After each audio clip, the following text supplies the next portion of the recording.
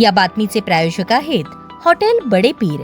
आमचा पत्ता विजापूर वेस आणि दुसरी शाखा जिंदाशाह मदार चौक सोलापूर। नोबेलचा अनुभव मला इतका घाण आला की जेव्हा आम्ही पेशंटला ॲडमिट केलं तिथे तर 10,000 आधी डिपॉझिट भरायला सांगितलं, आम्ही ते भरले।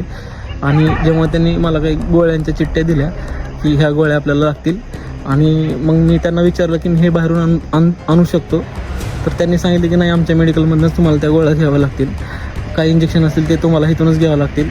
तर जेव्हा मी इथून त्या गोळ्या घेतल्या तर ते जवळजवळ सगळ्या गोळ्या 40,000च्या पेक्षा जास्त होत्या। त्यांनी मला ते म्हणजे 3 टाईम मला त्यांनी त्या गोळ्या आणायला सांगितल्या।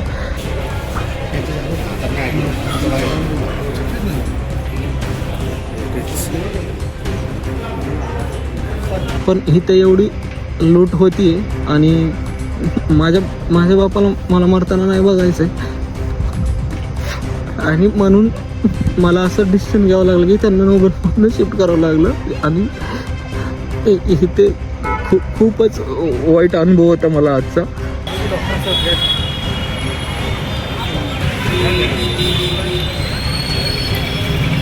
नोबल हॉस्पिटलमधील या मेडिकल स्टोअरला मी व्हिजिट केलेलं आहे। त्याच्यामध्ये औषध याच मेडिकलमधून घेतलं पाहिजे या प्रकारचा किंवा याच्या व्यतिरिक्त कोणत्याही परवानाधारक मेडिकलमधून घेऊ शकतात अशा प्रकारचा या ठिकाणी फलक प्रदर्शित केलेला नाही आहे। हे मान्य आयुक्तांचं जे परिपत्रक होतं त्याचं उल्लंघन दिसून येते।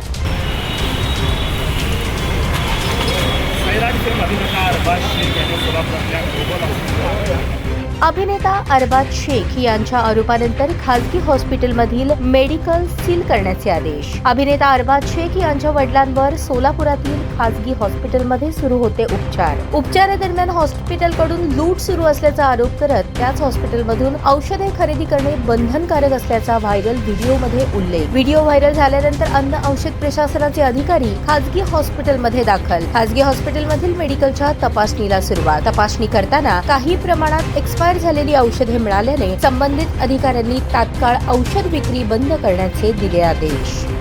नमस्कार, मी अरबाज शेख। मी आता सोलापूरमध्ये नोबल हॉस्पिटल समोर उभा आहे। पप्पांना 8 दिवस झाला हॅमरेज झालाय म्हणून ब्रेन हॅमरेज झालाय म्हणून आम्ही त्यांना सोलापूरला ॲडमिट केलंय। तर त्यांचा हार्टचा थोडा प्रॉब्लेम झाला म्हणून आम्ही त्यांना नोबेलला शिफ्ट केलं होतं। आणि नोबेलचा अनुभव मला इतका घाण आला की जेव्हा आम्ही पेशंटला ॲडमिट केलं तिथे तर 10,000 आधी डिपॉझिट भरायला सांगितलं, आम्ही ते भरले। आणि जेव्हा त्यांनी मला काही गोळ्यांच्या चिठ्ठ्या दिल्या की ह्या गोळ्या आपल्याला लागतील आणि मग मी त्यांना विचारलं की मी हे बाहेरून आणू शकतो, तर त्यांनी सांगितलं की नाही, आमच्या मेडिकलमधूनच तुम्हाला त्या गोळ्या घ्याव्या लागतील, काही इंजेक्शन असतील ते तुम्हाला इथूनच घ्यावं लागतील। तर जेव्हा मी इथून त्या गोळ्या घेतल्या तर ते जवळजवळ सगळ्या गोळ्या 40,000च्या पेक्षा जास्त होत्या। त्यांनी मला ते म्हणजे 3 टाईम मला त्यांनी त्या गोळ्या आणायला सांगितल्या। तर 40,000 रुपये जेव्हा मी हे सगळं बघितलं, त्यांच्याच मेडिकलमधून घ्यायला पाहिजे हा फोर्स त्यांचा मी बघितला। आणि जेव्हा ह्याच्या आधी पप्पांना जिथे ॲडमिट केलं होतं तिथे असं काय मला आढळलं नाही। मी त्याच गोळ्या बाहेरून आणायचो तर ते मला जवळजवळ अर्ध्या किमतीत मला मिळत होत्या। जवळजवळ आता 40,000च्या जरी गोळ्या मी बाहेरून जरी घ्यायचा विचार केला असता तरी मला 20,000पर्यंत त्या पडल्या असत्या। पण इथं एवढी लूट होती आहे आणि माझ्या बापाला मला मरताना नाही बघायचं आहे, आणि म्हणून मला असं डिसिजन घ्यावं लागलं की त्यांना नोबेलमधून शिफ्ट करावं लागलं। आणि इथे खूपच वाईट अनुभव होता मला आजचा।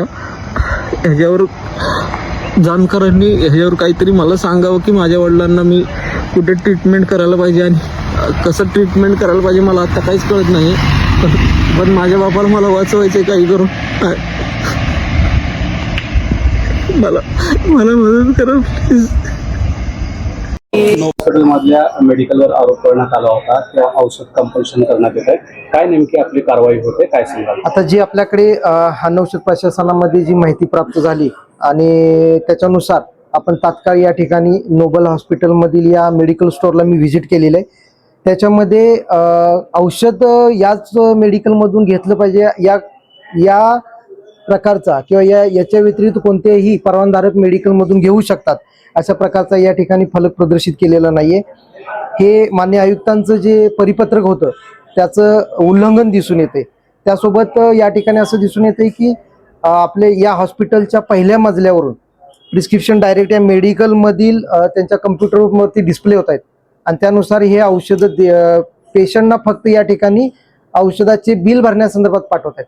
पेशंटला कोणत्याही पेशंट किंवा त्याच्या नातेवाईकांना प्रिस्क्रिप्शन दिलं जात नाहीये आणि त्याच्यानुसार इथं औषध विक्री त्या संदर्भातले सर्व पुरावे मी माझ्या तपासणी अहवालात नोंद करून घेतलेले आहेत. त्या व्यतिरिक्त या मेडिकलचं मी ड्रग अँड कॉस्मेटिक ॲक्टनुसार सखोल तपासणी करतोय. त्याच्यामध्ये बरीच उल्लंघनं आढळून आलेली आहेत आणि त्याच्यानुसार प्रथमदर्शनी ही जी काय उल्लंघन आढळलेली आहेत ती जन आरोग्याच्या आणि जनस्वास्थ्याच्या दृष्टिकोनातून ही अत्यंत घातक असल्यामुळे मी आज या दुकानाला तात्काळ औषध विक्री बंद करण्याचे आदेश देतोय. काय नेमक्या त्रुटी आढळलेल्या आहेत आणि ही नेमकी कारवाई तुमची काय असणार आहे? याच्यामध्ये माझ्या तपासणीमध्ये असं दिसून येते की यांनी एक्सपायरी जे मुदतबाह्य झालेली जी औषधं आहेत ते ॲक्च्युली स्वतंत्रपणे त्यांनी ओळख चिठ्ठीसह साठवणं गरजेचं आहे.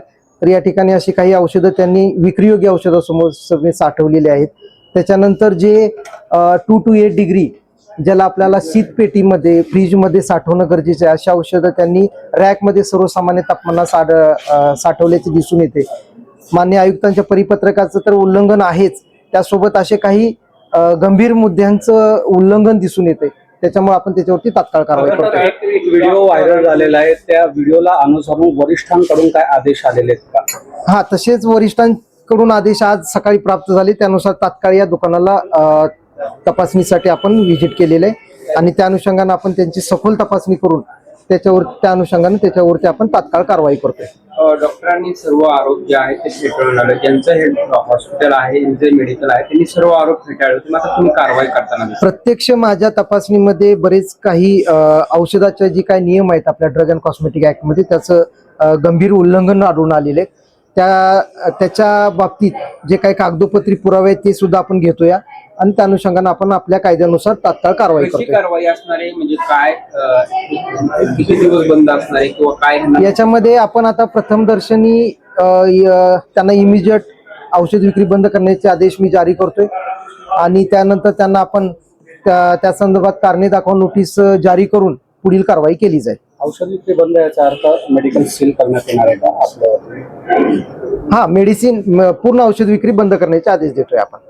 त्यानं एक व्हिडिओ शेअर केलाय, त्याच्यामध्ये आपलं जे हॉस्पिटल आहे नोबल हॉस्पिटल विशेषतः केमिस्ट वरती आरोप केलेले आहेत की तुमच्याच हॉस्पिटलच्या मेडिकलमधनं ते मेडिसिन घेतले पाहिजे, ते भरमसाठ औषधं दिली गेली. काय नेमकं याच्यामधलं तथ्य आहे, आपल्या हॉस्पिटलची बाजू काय?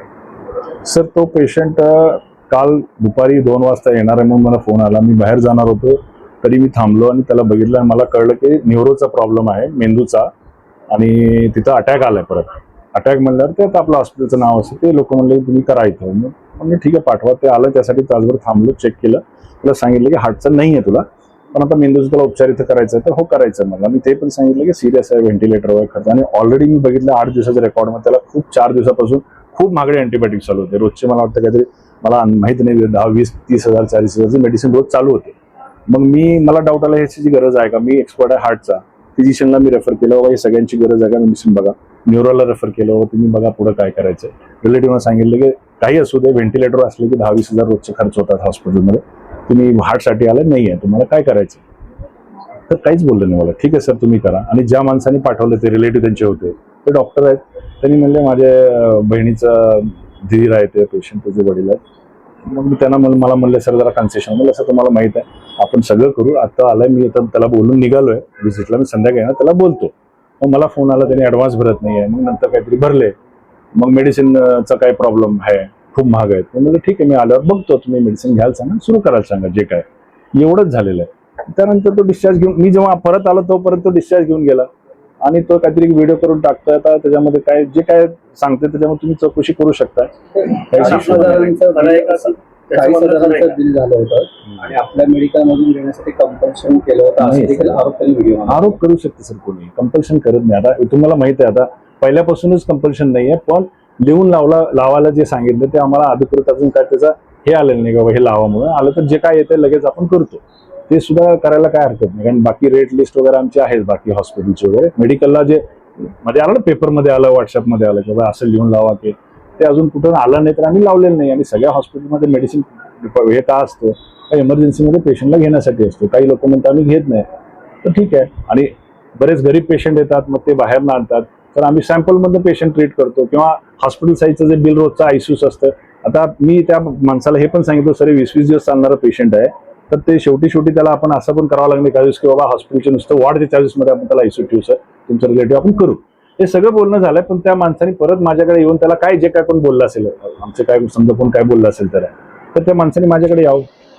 मी सकाळी बोलून गेलो होतो, जे काय झालं असेल मला माहित नाही, पण ते आता त्यांनी डायरेक्ट व्हिडिओ केला, व्हायरल केला. कशासाठी केलं असेल?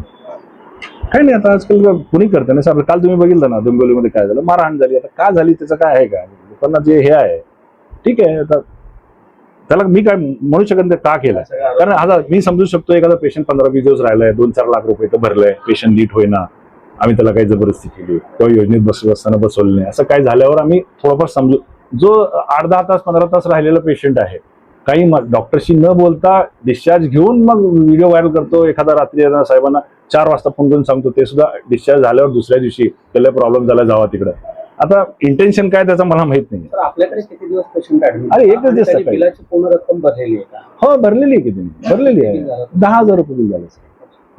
या सगळ्यानंतर आता ड्रग इन्स्पेक्टर आपल्या मेडिकेलची ते आता रोज चालू आहे, सगळीकडे जात आहे. ते आलेत, त्यांचं काम ते करतील. तसं काय म्हणजे मला असं आता कोणतरी म्हणलं तरी फोन करून बोलवलं असेल, म्हणजे सरकार बसलेली आहे, जसा व्हिडिओ आला की पळतेत का सरकार, असं नाही आहे ना साहेब.